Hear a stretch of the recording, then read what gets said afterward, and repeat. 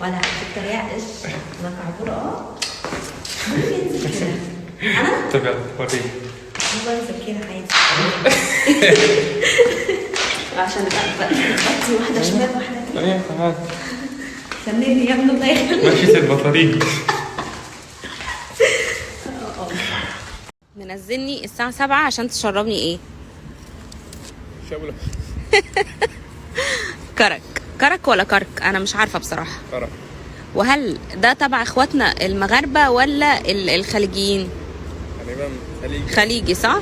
بس يا جماعه الكرك ده طلع طعمه او الكرك ده طلع طعمه خطير، عجبني جدا، فشكرا على الاستضافه دي.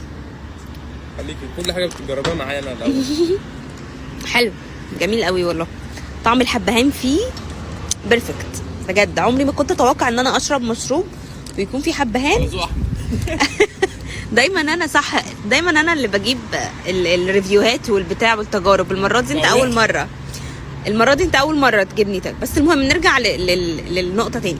بس انا بخلي بالك انا ما بوديكيش مكان غير ما اكون انا جربت.